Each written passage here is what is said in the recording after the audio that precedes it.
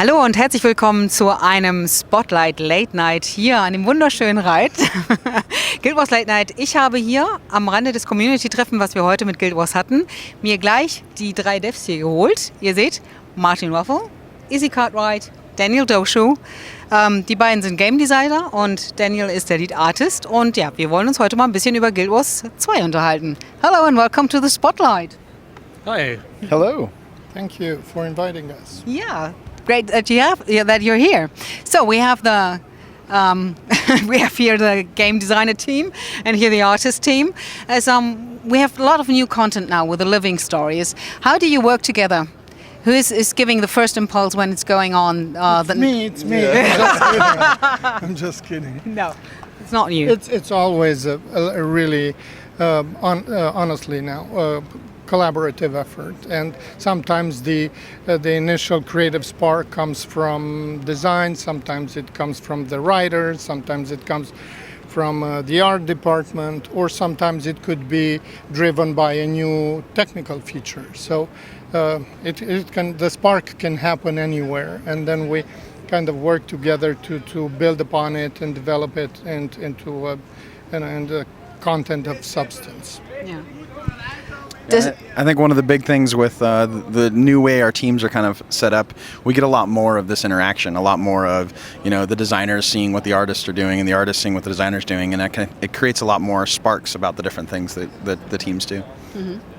And does Daniel and his team come up with some ideas you are not very happy with? No, I wouldn't say that. It's always a conversation, and we're very intentional about the structure of the teams. When we shipped, we basically restructured the whole company to organize into kind of cross-discipline teams, so that we can have those conversations, and so that we don't have moments where it's, suddenly like, when did the design team decide on doing this? Because it's a conversation, and so it's art working with design, working with programming to figure out what can we do and how can we make the best version of that. Is game design bringing you some limitation to the artist's work or not? I wouldn't call them limitations. I would call challenges. Them challenges, yes, and constraints. I mean, I always believe in constraints as kind of a driving function rather than a limiting function. So we embrace those constraints. If sky's the limit and there are absolutely no boundaries to work with, then it is actually harder to come up with something. But when you kind of have the rules of the game defined for you, that makes it easier to navigate those challenges. Yeah, I think there's always kind of a fun aspect of game development is seeing what an idea started out is and what it ended in the end. And there's always a lot of different things that happen along the way, and you can really kind of see that almost. It tells a story of its own as a game developer, and seeing how an idea comes to life. Mm-hmm. Have you ever had a point where someone came up with an idea and you were just like, oh my, how should we accomplish that?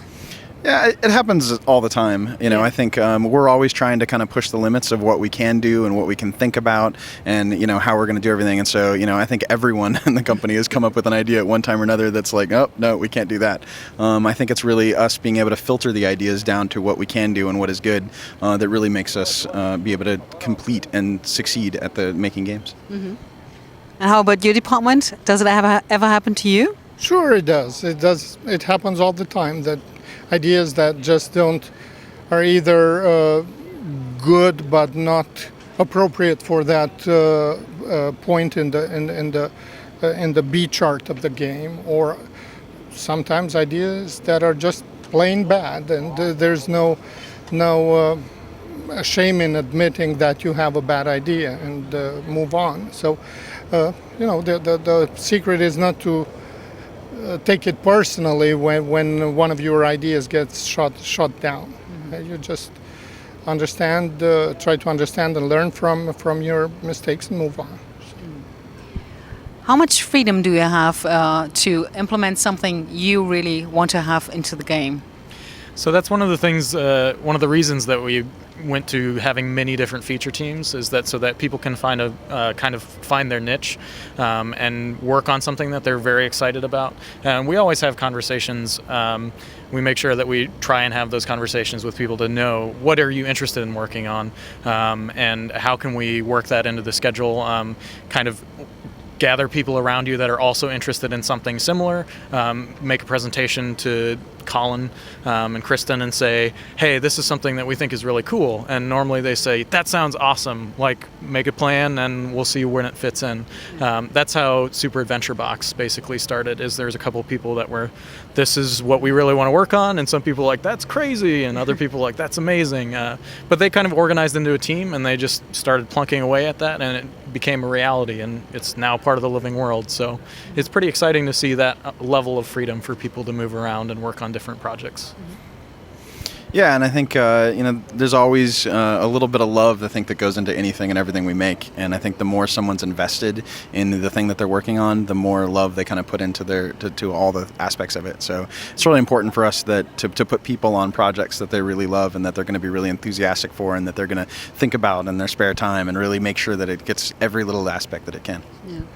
The Super Adventure Box was a huge success, at least with the fans, and isn't it that for the art department a little? Well, I'll admit I still have issues to this very day about how it fits within the game, but you can't argue with 50 million Elvis fans, right? So it is what it is, and it started as a joke and kind of took on from there and developed a life of its own, and now we're trying to figure out what we do about it and how we deal with it. It's part of our game as a whole now, and So I hope you didn't woke your own dragon. Well, let me put it this way: it was one of the releases that, to this day, I'm having a kind of a hard time accepting, but I can't argue with its success, and I have a great deal of respect for the team and the amount of work and passion that they put into it. I mean, the number of sleepless nights, it was just a very special effort, and I got to respect that. Yeah. How was the Super Adventure Box for you? Were you going back in time? Remembering the old times playing at the PC? I think it was really fun to see. I didn't really think that we could pull something off like that in the MMO space, and so it was really kind of revitalizing to see that level of kind of a throwback to an older game, but in a real 3D environment and in an MMO, and so it was really fun, and I was really proud of the team to pull that off, and it was really all around the office, different people played it and enjoyed it in different ways, and it was a lot of fun. Yeah. What is something that you really want to see in the game? I just want us to make it through the next release. I'm just kidding. But the sustaining this level of intensity is challenging, and coming up with fresh content every 2 weeks doesn't come easy. It comes at the price of a great deal of effort from everybody. So just making the next milestone, the next deadline, is always a huge accomplishment, and it's all you can focus on at any point in time, and then move on to the next one and so on. So yeah, we have a whole slew of great ideas kind of stored away for down the road, and we'll pursue them whenever the time is right. But for now, making sure that every release meets our quality standards and grows the game and brings together the community is what's important to us. Mm-hmm. You're now going at a very fast pace with every 2 weeks on new content. Have you implemented some processes or structures to, make it easier for you to deal with that amount of work? Yeah, we have kind of a whole slew of processes that we've built over, the last year, and things to make it smoother for us to communicate between the different teams that are working on things, or stuff for us to see, when one particular team needs more help, or we need to shift resources around, or we need to cut some scope for them. And so we kind of have a whole system that we use to see what the status of all these different teams they're working on, and being able to review what their level is. And then the other kind of big system is we go through kind of some gates.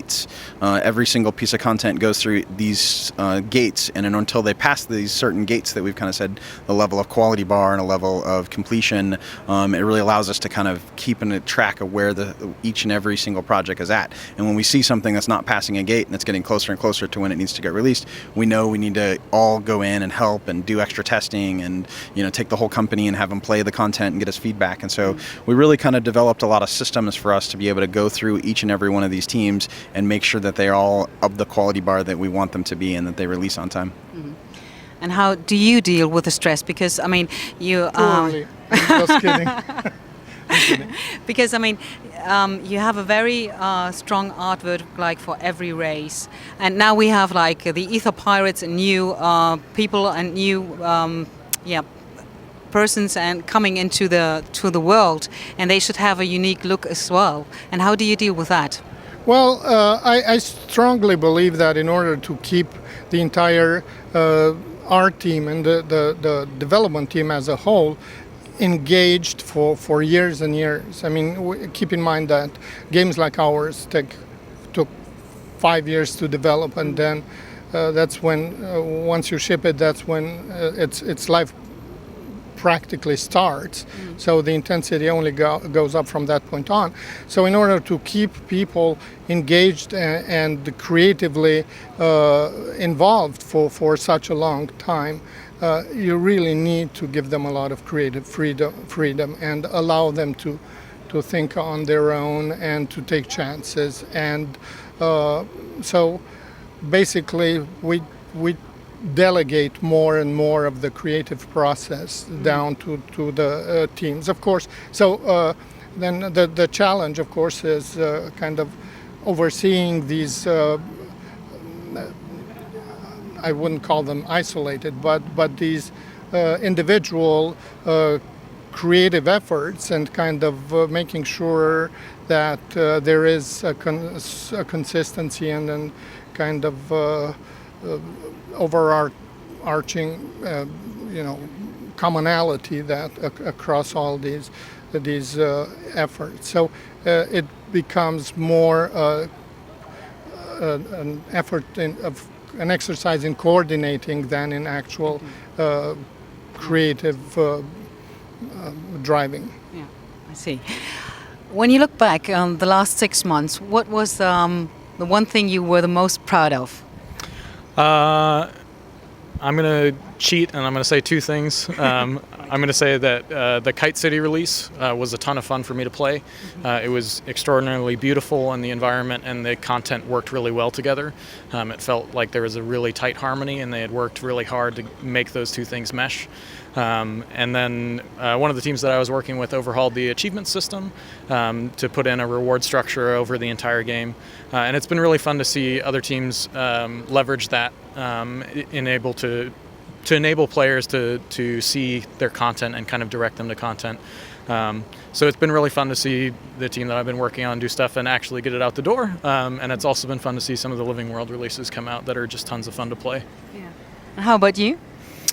I think the thing that I'm most proud of is us just actually getting to the 2-week cadence. There's so much effort in us organizing everything and making sure the design is all in line, and that we're working with all the different teams and all those different things. And so us actually getting to this point and then seeing, okay, now we got here. Now how do we make it better? I think that's probably the thing that I feel the most proud to see our whole team continuing to find the challenge, succeed at that challenge, and then look for the next challenge. Yeah. And what made you really proud? Well, I'm proud of us having been able to kind of rejuvenate the team with a lot of fresh new talent. Of course, after 5 years of developing the game, it's only natural that burnout happens, and we lost some talent, but we were able to attract some fresh, new, exceptional talent. So, and have this new talent kind of seamlessly integrated into our culture and have them kind of take over where we left it off with the old team. I'm always proud and feel like I'm their daddy, and this is this large family of kids that I have to look over. So I love them dearly. That's great. I think you can all be very proud. Thank you so much for having with me the late night talk from Guild Wars 2. Thank you. Thank you. Thank you.